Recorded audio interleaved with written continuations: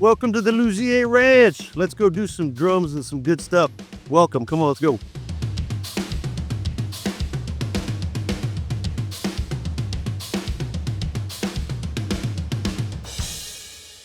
Welcome to the Luzier compound. Let's check it out. Nashville has a ton of home studios, but there's not a lot of great drum rooms. I wanted real, natural source sounds coming from here with the great help of my buddy Sean Neff, who's a great designer in Nashville. He does a lot of Nashville studios.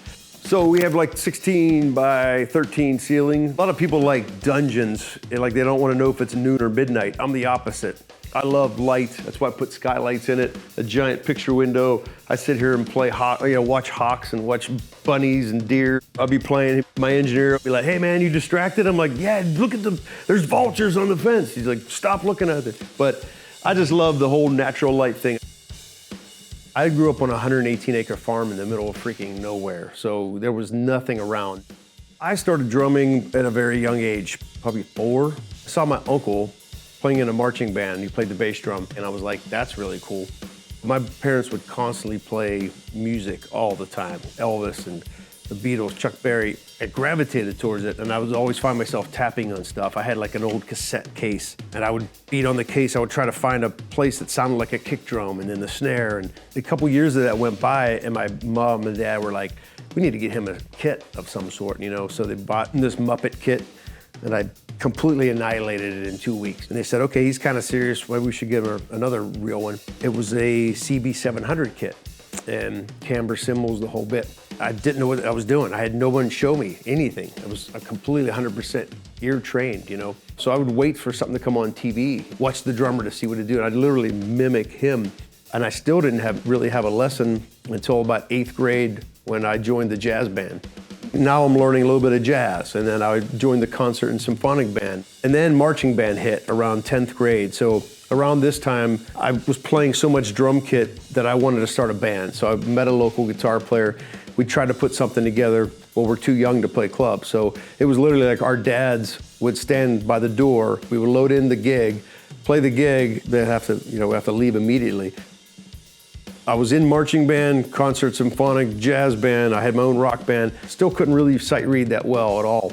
My graduating year, and the guitar player I was with at the time said, we need to go to Los Angeles. There's a school called Musicians Institute, and this is 80s, so this is like when the Strip, everything was happening back then.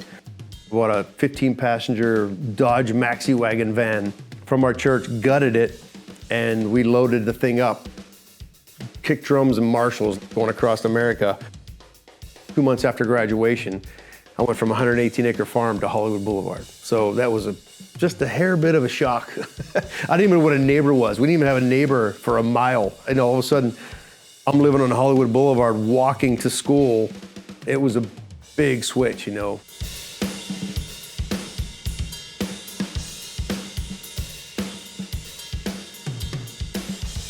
For being a rocker for life like I am, I'll get up at 7, 8 a.m. and I'm in here bashing. I just love it. I love the energy in the morning and that whole vibe. So got a couple snare drums on the wall. These are my prized ones that have been used on a lot of records through my career, from Army of Anyone to David Lee Roth to, of course, Korn. One of my favorite ones is this really cool one here. Picasso, our buddy in Los Angeles, for the 20th anniversary of the Follow the Leader tour, did this custom thing, and man, it sounds great. But I mean, look at the artwork on that thing. He just knocked it out of the park. And it sounds great too. So a lot of these are just, stuff I've used in my session days in LA. This is about a fourth of what I have. My friend in Switzerland made me that one for the Jonathan Davis tour. Some of these are just touring drum kit. This was a cool one I had, chrome with the red gator lugs. Just fun stuff.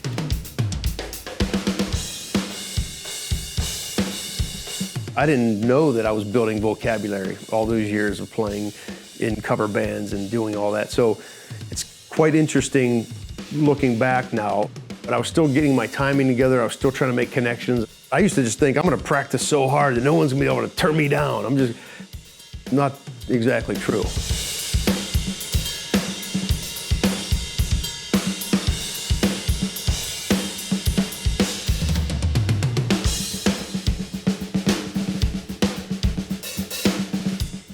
PIT really helped me out a lot because I didn't know the first thing about Latin drumming or swing or in watching and absorbing other styles. I'd get kicked out of Efren Toro's Latin class because I'd play a samba or a bossa nova, and it was just so heavy and hard. And I didn't realize the finesse and touch and everything you needed because I didn't listen to that stuff. When I was on stage at PIT, that's really when I was like, wow, the power of hitting a kick drum and it coming through a PA and like looking at an audience. And that's when I was like, I need to do this like full blown. There was a guy named Craig Small that taught a rock class at the time, and he saw me play and he goes, I like your style a lot. I'm getting ready to get signed to Shrapnel Records. And I was like, I'm a huge Shrapnel fanatic. I said, please let me play with you. I'd love to, so this is what CDs looked like back in the day, kids. But this is my first CD I ever played on. I was 19. The cool thing about this is most Shrapnel records are made at Prairie Sun Studios above San Francisco. And the singer in this band, Peter Marino, said, I think I can get us into Sound City. And I'm thinking, wait a minute, like Fleetwood Mac, Tom Petty, I just went down the catalog of huge people that played in Sound City. And so lo and behold, this record was recorded in Studio D in Sound City. So I'm very proud of this. That was my first time of like, wow, I have a record to hold in my hand. We're playing these songs live. It was just such a cool experience. I'm not great on percussion, but I do love to play percussion. I don't really play it on other people's records, but I love doing, djembe parts or conga parts on songs that I record. And it's just kind of fun to like fall into that spectrum of, wow, it's not a drum kit. You're actually playing this and you're trying to enhance the song and beef it up with percussion. So I've always had fun with it. This is probably like, I don't know, an eighth of my percussion. I got a whole storage full of it. But anyway, getting back to the studio, this particular section here was made for like a different audio experience. So there's different bafflings right here. We're actually gonna put a curtain dropping down here so the live band can actually track in here. And there can be background singers here, maybe a percussionist, and it's a completely different audio spectrum back here. At MI, the great thing about it is everyone from all around the world comes there. At the time I went, they had these double bass labs. So me and this one other Swedish guy would walk across Hollywood Boulevard when they still owned this building and just all day, because it was such a cool thing to do, and it was kind of anti-PIT. I was always complaining, along with this guy, along with some others, there was no rock programs really. Ralph Humphrey and Joe Porcaro were the heads at that time. When I graduated, somehow, about 2 years goes by, I'm hitting the clubs hard, I'm on the scene. I started teaching drum lessons. I started working at a fan club. Anything to get in the industry that I could do, I started doing.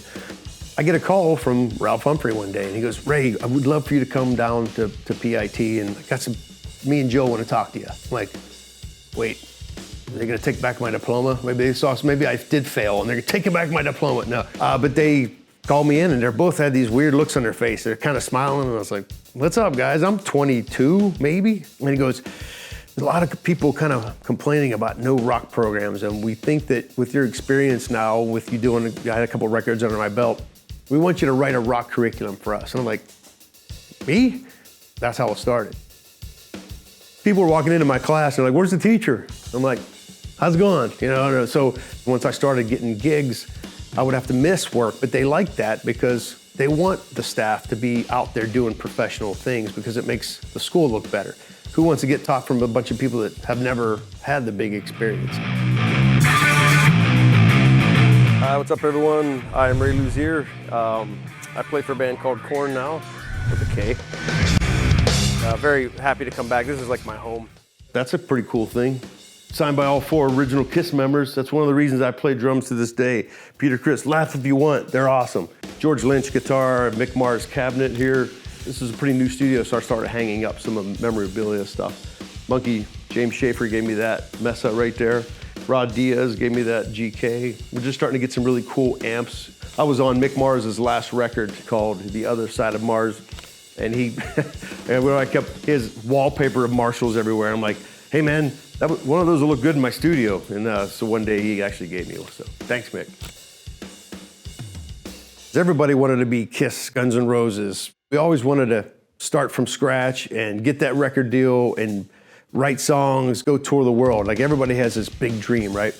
My original bands I was in, 9.0 didn't really do what, kind of broke up a little too early. I was in another band called Freak Power Ticket. Same thing, we were trying to showcase for Warner Brothers, all these And it would get that close, the carrot's dangling right there, and we're not gonna take a chance with you. Greg Bissonette was a good buddy of mine, wonderful musician and drummer. He threw my name into the hat for David Lee Roth years before I got the gig. There was a record called Mike Hartman. Great guitar player. Dave had called Mike to play on his record and to write songs with him. I had played a couple tracks. Greg Bissonette had played a couple tracks. We recorded at Steve Vai's house in Hollywood Hills. This record came out and Dave goes, these two songs, I want to redo these because they were instrumentals. He goes, I want to put words over top of them. And so Mike called me and goes, dude, Dave wants you to come down, replay these songs and for vocals. I'm like, wow, how cool was this? I just thought it was a session for Dave. He played the two songs and he came in the room smoking a cigarette. He's like, what if I ask you to play this? And what if I say swing this? And what if I say put a fill here? And I'm like, I don't know, I'd do this. I'm like, man, he's asking a lot of questions. Like, maybe he's not gonna use the tracks I just did. Big Ed Anderson the next day calls me, hey kid, he's from New York. Hey kid, you passed with flying colors. I'm like, passed what? He goes, that was your audition. You didn't think that was weird? He was asking you so many questions? I'm like, I just thought he was a weirdo.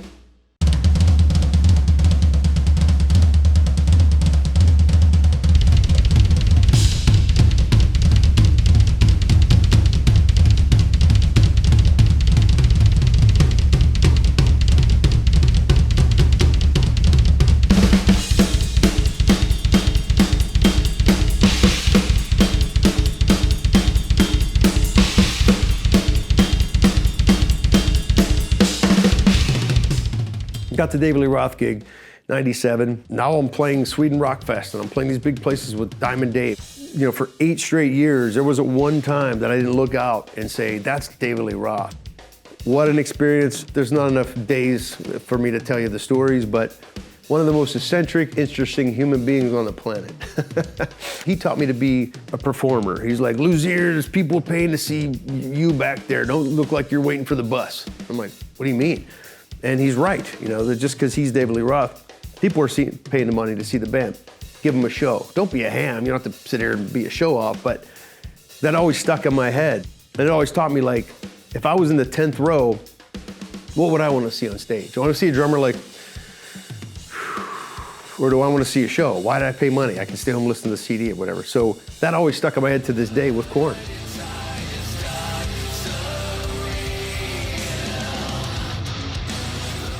Like I said, I designed this to be a great drum room, but it's awesome because you can actually do live bands in here. I have a vocal booth in here. A buddy in Seattle, it's a company called Select Ahead. He puts any picture on a bass drum. It looks like it's coming out of the wall. It's actually an actual drum. You put it up against the wall, it looks like the kick's coming out. I love it. Towards the end of my years with Diamond Dave, as amazing as it was, I felt like I wasn't growing musically. A lot of people were like, wait, you played? I saw that Sammy and Dave tour. That was you? And I was like, man, no one knows who I am. And I'm playing these big decks. And it was kind of frustrating for me as a musician trying to get out there and get seen more. A lot of people don't know this, but I was the original drummer in Steel Panther, that comedy band that's out there today. Dear friends of mine, they're awesome people. A really humbling story is like getting off a giant stadium tour and the owner of Perfect World called me going, hey man, we're short of drummers. Is there any way you could play Phoenix, Arizona tonight at this one place? I'm like, yes, I will. And I'm putting a wig on, carrying my kick drum myself up a flight of steps. And you talk about humbling experience. That'll humble you real quick. Chris Stanky, a dear friend of mine that runs the artist rep at Sabian Cymbals, said, Ray, put a band together. We want you to play. Billy Sheehan's a dear friend of mine. I did 2 of his solo records, Holy Cow and Cosmic Troubadour. And I said, Billy, would you want to do this gig with me? He's like, absolutely, you know, it's a killer. And then Satoshi Ikeda, who was the rhythm guitar player of the David Lee Roth band, put a 3-piece together. We're at soundcheck at the Anaheim NAMM show, right? And I look over and I'm like, is that freaking Robert and Dean DeLeo from Stone Temple Pilots? Why are they here? And they're watching us play and we're just shredding. I mean, you know, and they come up to me after soundcheck and they go, hey man, what are you up to? I'm like, I'm with Dave Roth, but I'm looking for other things. This is a fun thing we're doing on the side. And we're putting a new band together with Richard from Filter. And I went, I'm a huge Filter fan. Like, please let me, STP with Filter, you gotta be kidding me. Please let me audition. It was a band called Army of Anyone.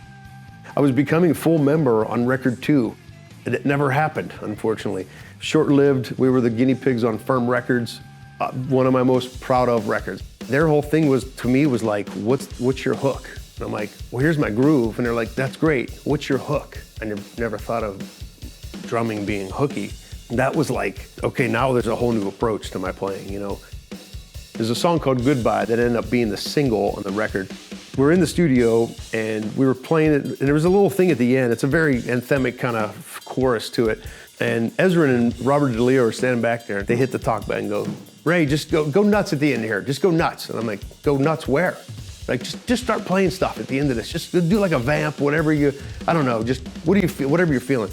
They start rolling tape, and I went for it. I'm gonna try this, and I got done. I'm like, okay, now I have a good grasp of it. And I looked up, and they had their arms up like, field goal, like that was it. And I'm like, I must have did it at least 22 more times, you know? And every time they're like, nope, first one. And I'm like, no, it's not even that dialed. It's like, dude, the fire you had on that first take, you can't touch it. That solo ended up going on the radio. They had to do the radio edit, so they had to cut half the solo. I was like, ah, but it's still on there.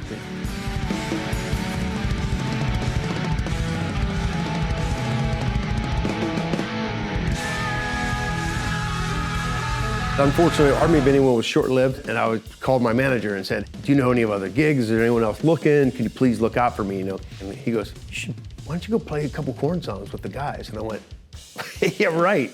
Like, what? You don't, me? I had like long blonde hair at the time, no tattoos, never partied a day in my life, you know? And he goes, no, I think you'd be really good in that band. I'm like, dude, I can't even get my head around that. You don't join a band like Korn. At the time, I had a drum lab in North Hollywood. Of course, I learned the hits, but I'm a huge Terry Bozzio fan, so I was like, I learned the entire Untold record because I was like, he's playing some cool parts.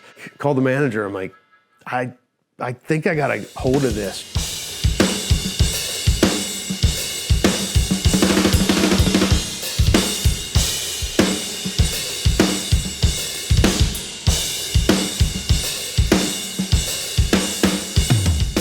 How am I gonna do this? There's no open auditions. They were looking at people.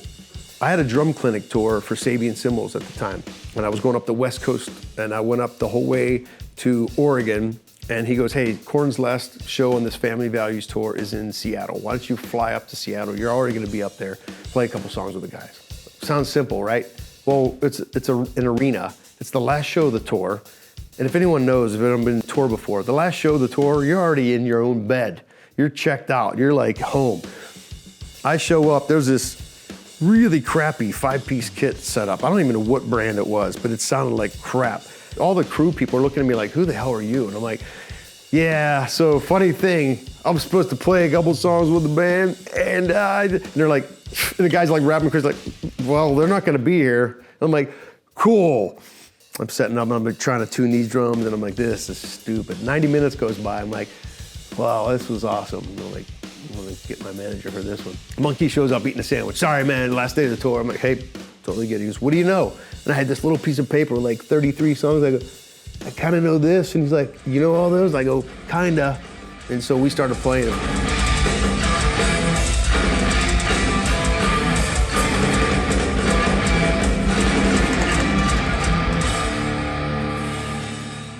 And that was it. I played 6 songs, and they said, well, we're gonna talk it over. Usually when they say you're gonna talk it over, that means they're not really feeling it. So I was like, okay, well, give it my best shot. And next thing you know, we're not gonna talk about anything. We like how you play, and we wanna take you to Europe. And 2 months went by, and we started a 36 country tour, not state, country. I was a hired gun till 09. Little by little, the band started saying like, well, let's figure out some paperwork to get you in. I'm like, get me into what? And like, get you into the band. I was like, okay, and that was it. And then so 09 on, I became a full member. Getting a gig like Korn is not like getting any other gig on the planet. They sold over 40 million records before I got the gig.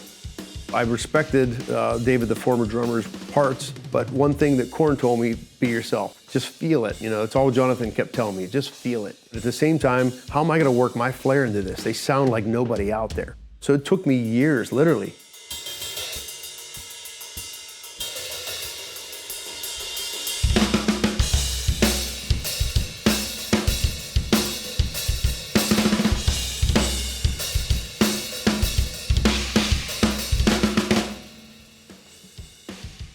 first official Korn song was quite a challenge because it was off of the Nightmare Before Christmas soundtrack that Danny Elfman wrote. Taking, Kidnap the Santa Claus, this classical thing with 5 different voices, all these strings and pianos, and we're gonna make this a hard rock metal song? Like, how? There's not one drum on that song.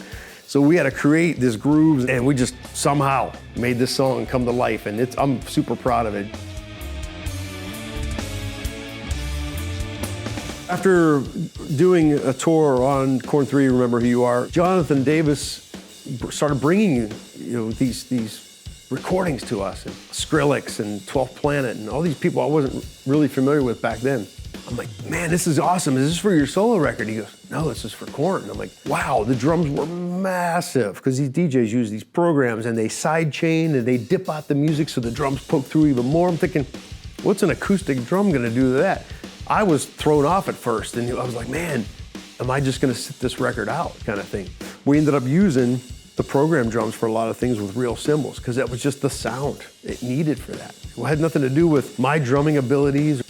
Live, during the Path of Totality section, I had triggers on here that would literally go, here's the verse snare, here's the chorus snare, here's the kick drum and it came through the PA, but I just played drums normally. And it was very fascinating. It was a really cool thing, because I've never experienced anything like that.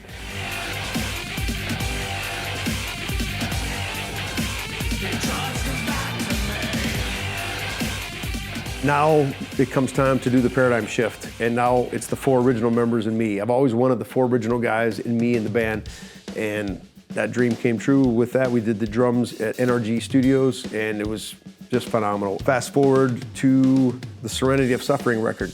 Serenity of Suffering, to me, sonically, is probably my favorite Korn record that I played on. Josh Wilbur mixed it, and man, it's bombastic sounding. To this day, the low end holds up, and it just kicks your ass. And then we had a good friend of mine, Chris Collier, produce and record Requiem. Took a different turn. There's a lot of melodies on that record. There's a lot of beautiful sonics on that record that we don't usually have.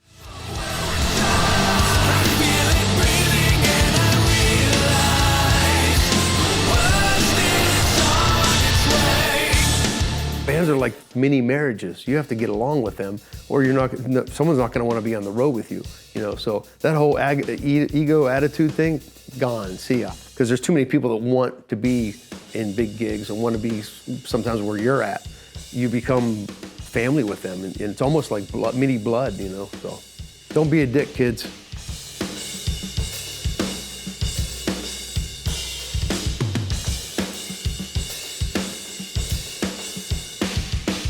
I thought I would never leave Los Angeles, but my wife didn't really like Los Angeles. I remember dropping her off 5 months pregnant and I'm going to Europe with Korn for 6 weeks. And by the way, this isn't Cocoa Beach, so don't talk to anybody and don't say hi to the neighbor unless our house is on fire. And she's like, wait, what? And I was like, it's just different out here. I don't know how to explain it. You're just gonna have to get used to it. She never got used to it. So we moved to Nashville 10 years ago now.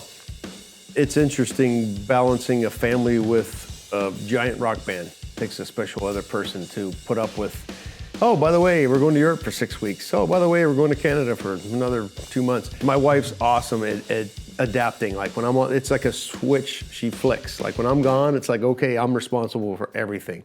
I have some property now, and I love the fact that I can hang out. I got a little taste of my roots from when I was born and raised, but I'm only 20, 25 minutes from downtown Nash if I want to see the city and want that kind of energy. But it's cool now with the kids being a little bit older and getting raised on this kind of property. It makes it coming home a lot more, even more intriguing.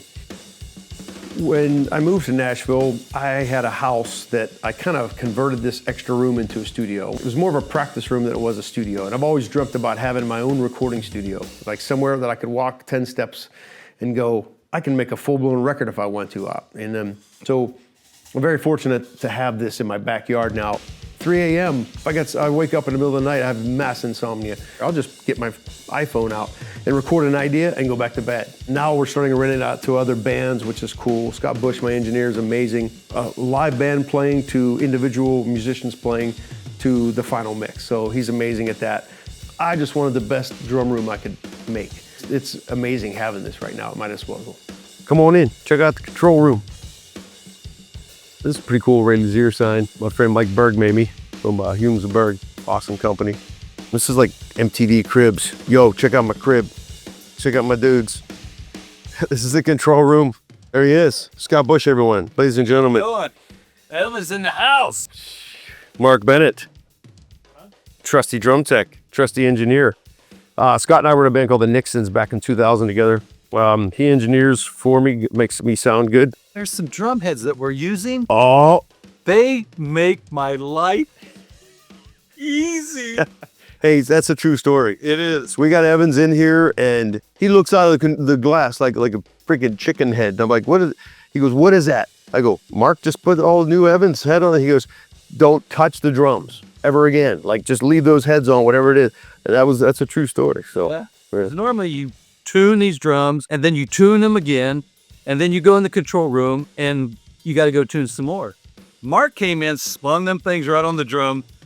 Let's hear this. Boom. I'm just so happy. And one set of heads was what, 7 songs? We never go more than like 2 or 3 songs without a change of heads. 2 songs. I can A, B from one track to the next, and they're not detuning. And that doesn't happen. That snare is already detuned, so we got to go back in real quick. Okay, let's do the chorus again. Not anymore. My first impression of Evans Drumheads was years ago. All drummers know that you hate getting up on a house kit or something, because usually like the hi-hat's broke and the cymbals are down here. I'm weird, I sit really high, and usually the drum thrones are stuck on the very lowest setting, and I'm swallowed by, I can't stand it, but it's fun. It is what it is. But that's my first time I would sit down and say, wow, I'm not used to Evans heads, you know? And I'd get done going, these sounded really good. They had a totally different feel, because obviously I was used to one drum head for many years. People that know me in the business know that when I commit to something, if I like it, I'm pretty much a lifer, I stick with it. To me, the Evans sound, there's such a unique durability about them.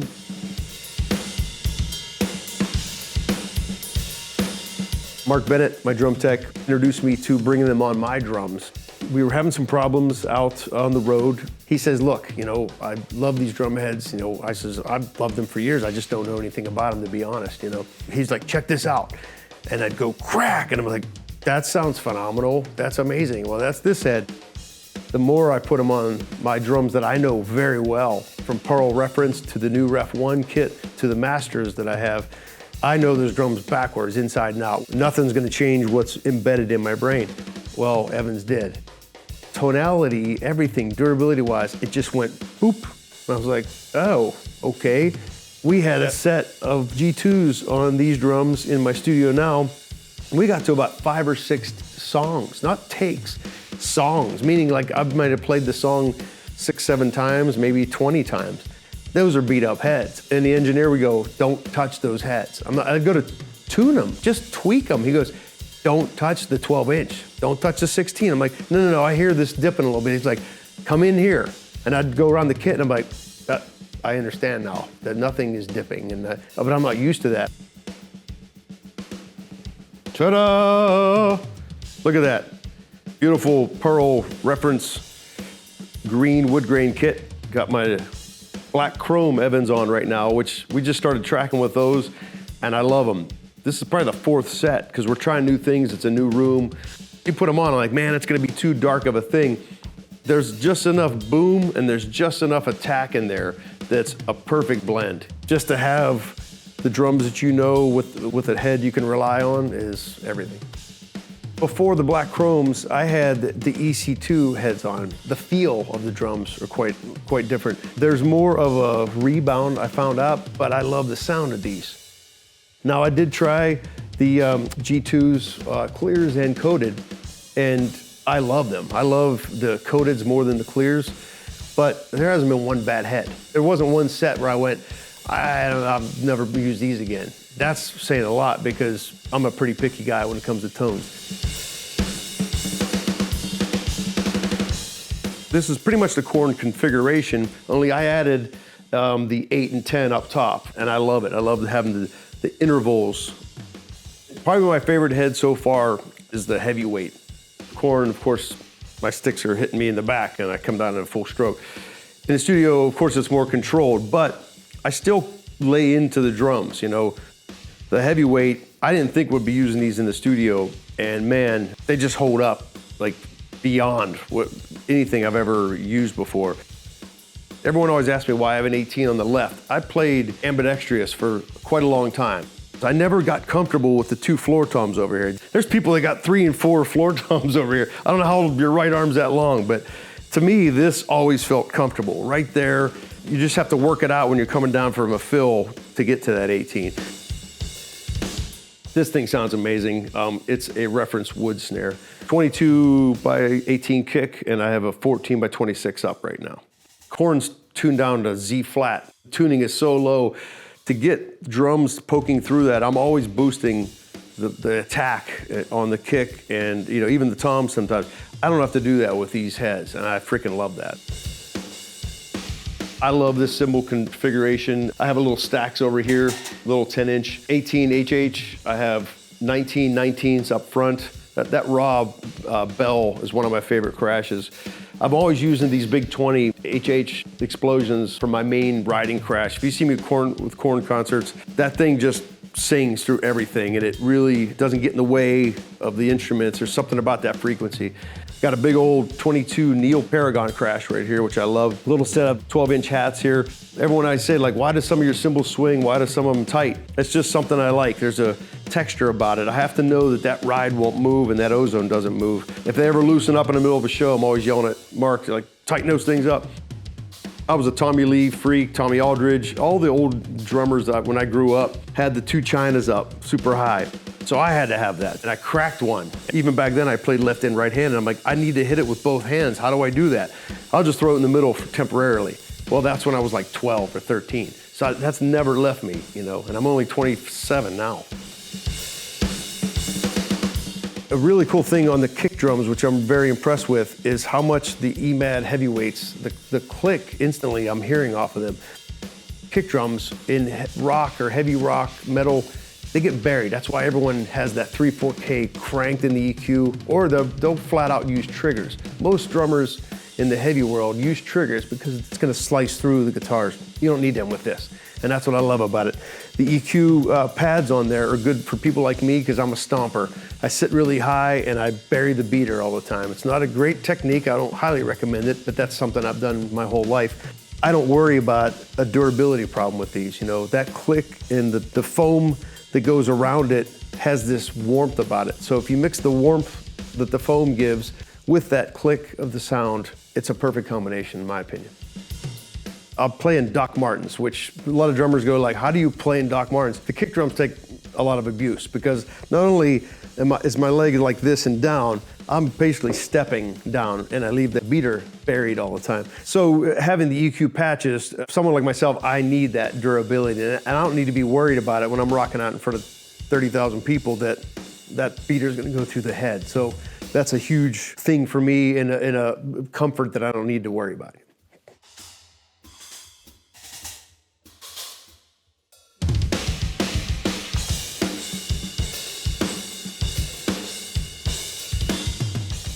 The more rad thing about being in this band is you start seeing mothers and daughters, fathers and sons, sometimes grandfathers, fathers and sons. It's phenomenal, But it's kind of cool to have a band that has so many hits under their belt, and we keep making new music and putting new stuff out for the diehard fans. So it's very cool to be in such an iconic band that's a brand, I mean, we have our own coffee out. We have Korn Coffee with a K, of course. We've got our own hot sauce out. They just released the entire Adidas line, collaboration. It's just a cool thing to be a part of something that's long-standing like that, for 3 decades now. Being secluded on the farm, we didn't go to a lot of concerts. When the first concert I ever went to was Kiss. I think it was that night that I was pretty convinced. I'm like, this is what I want to do. And of course, I'm freaking 13 or whatever I was. You don't know that much knowledge back then, but I had a pretty strong feeling that I'm not going to do anything else,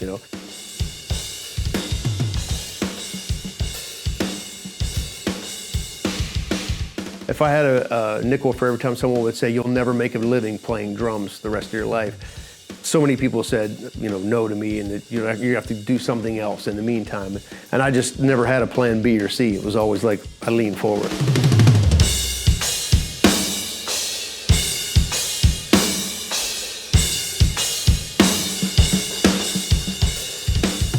Hey guys, it's been real, it's been fun.